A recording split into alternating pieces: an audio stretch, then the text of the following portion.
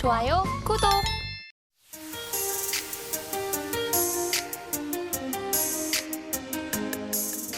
자, 그렇다면 5월이 다가오고 있는 만큼 5월 시장에서는 어떤 투자 전략을 가져가야 될지도 궁금하고요. 어떤 섹터에 저희가 조금 더 집중을 해볼까요? 일단 핵심은 수출이 늘어나는데 그나마 좀 저렴한 종목, 네.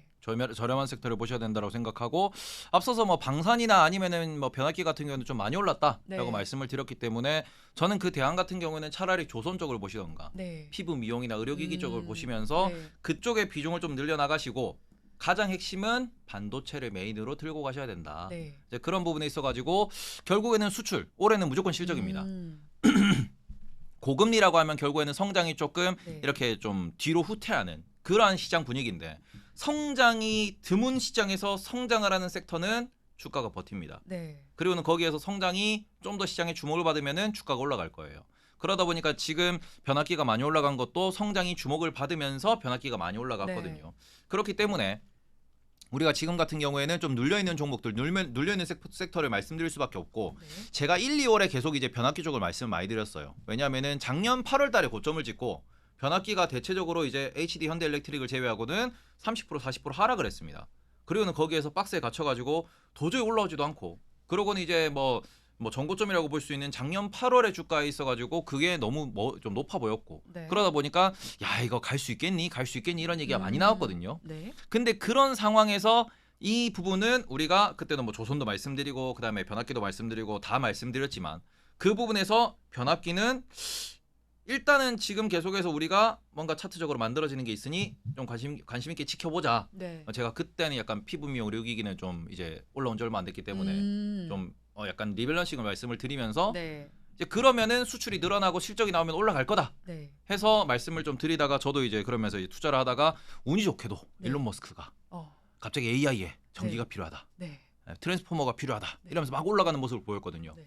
근데 이게 언제 어느 포인트가 상승의 시발점이 될지는 모릅니다.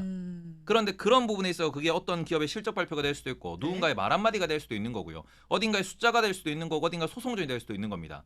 그런데 그런 부분에서 올라가기 시작하면은, 특히 지금처럼 올라갈 종목이 되게 한정적일 때는 네. 찍히면 무섭게 올라가요. 음. 그래서 작년에 우리가 HBM 관련 기업들이 그런 식으로 올라갔었고, 네. 지금 변압기가 그런 식으로 올라갔습니다. 그러면 그 다음은 뭐가 될 것이냐라는 관점에서 우리가 좀 체크를 해보실 때, 그나마 수급을 좀 버텨낼 수 있는, 말 그대로 이게 기업들이 많고 실적 지키는 기업들과, 네. 그리고는 이런 실적의 성장률이 좀 큰 기업들 같은 경우에는 그나마 화장품 쪽이라든지 미용기기 쪽이라든지 그런 쪽이나 아니면 반도체 소부장이나 디램 관련된 기업들, 그런 소부장들 있어가지고 여전히 싼 종목들이 많거든요. 네. 그런 쪽 같은 경우에는 공부를 해서 조금 모아보시면은 걔네들이 수급이 꼽히는 순간 드라마틱하게 올라가는 모습을 또 발견하실 수 있을 거다. 그래서 그런 부분에서는 이게 약간 수급장이기 때문에 네. 한 번 올라가면은 올라갔다고 바로 목표 갔다고 바로 파시면 안 됩니다.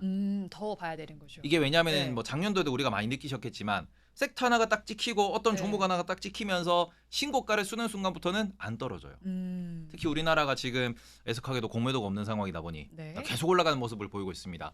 그래서 그런 부분에 있어서는 이게 내가 지금 수출이 여전히 늘어나지만 그 수출이 좀 차트에 반영되지 않았다 싶은 곳에 있어가지고 좀 보셨으면 좋겠고, 그런 건 너무 어려워라고 하시면은 그냥 딱 한 종목 혹은 한 섹터라고 말씀드리면은 삼성전자 하이닉스 올해 계속 재밌을 거예요. 삼성전자 하이닉스는 올해 사셔도, 올해 지금 가격대에서 사셔도 크게 손실 볼 확률이 낮습니다. 둘 중에 그럼 어떤 게 조금 더 매력적으로 저는 보시는 하이닉스죠. 거예요? SK 하이닉스. 저는 네. 작년부터 하이닉스만 계속해서 말씀드리기 네. 때문에 그 부분에서는 뭐 하이닉스도 좋고 삼성전자도 좋고, 지금 뭐 한 18만 원대, 그리고는 뭐 삼성전자도 한 8만 원대 정도에서는 네. 충분히 우리가 매력적이다. 적어도 10% 정도씩은 연말까지 기대할 수 있고, 여기서 우리가 AI가 더 불이 붙는다라고 하면은 그 이상도 우리가 노려볼 수 있기 때문에 네. 지금 상황에서는 반도체 대형주 삼성전자와 하이닉스 정도는 꼭 관심을 가지셨으면 좋겠다라고 말씀을 드리고 싶고요.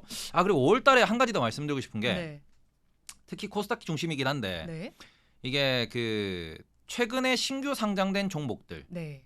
그리고는 이게 신규 상장된 종목들 중에서도 약간 급등을 하면서 네. 코스닥 152 순위권 안에 들어있는 종목들, 코스피 역시도 코스피 200에 들어있는 종목들 중에서는 네. 조금 가격이 비싸다라고 생각할 수 있는 기업들이 좀 있거든요. 네.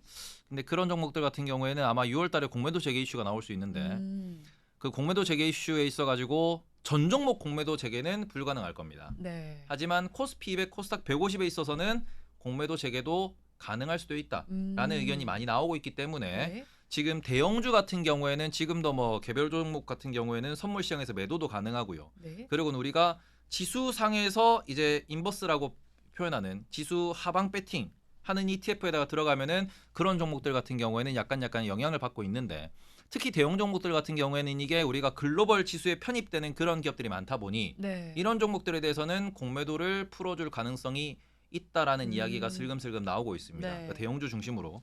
근데 대형주 같은 경우에는 이게 신규 상장돼서 이게 약간 버블이 있는 종목들이나 네. 아니면은 바닥에서부터 쭉 올라오면서 최근에 좀 부각받았던 그런 기업들 같은 경우에는 네. 공매도가 이제 다시 재개되기 시작하면은 또 이게 또 약간의 수급 공방이 있을 수 있다라는 점 때문에 그런 종목들은 5월 달에는 미리미리 좀 비중을 줄여 놓으시는 게 좋지 않을까. 요거는 말씀을 드리고 싶습니다. 좋아요, 구독.